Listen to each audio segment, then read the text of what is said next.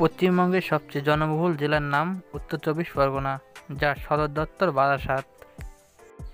জেলার পশ্চিম দিকে রয়েছে হুগলি নদী আর দক্ষিণ পূর্বে বিস্তৃত সুন্দরবন অঞ্চলের অংশবিশেষ। জেলার মোট জনসংখ্যা প্রায় 1,21,00,000-এরও বেশি, যা একে ভারতের অন্যতম ঘনবসতিপূর্ণ অঞ্চলে পরিণত করেছে। কলকাতার উপকণ্ঠে অবস্থিত হওয়ায় উত্তর চব্বিশ পরগনার শিল্প, বাণিজ্য ও শিক্ষাক্ষেত্রে অত্যন্ত গুরুত্বপূর্ণ। উল্লেখযোগ্য শহরগুলির মধ্যে রয়েছে বারাসাত, বনগাঁ, হাবড়া, বসিরহাট, নিউ ব্যারাকপুর ও মধ্যমগ্রাম। এখানে রয়েছে ঐতিহাসিক নীলকুঠি, হারোয়া, বসিরহাটের প্রাচীন স্থাপত্য আর সুন্দরবনের চিত্তাকর্ষক প্রাকৃতিক সৌন্দর্য।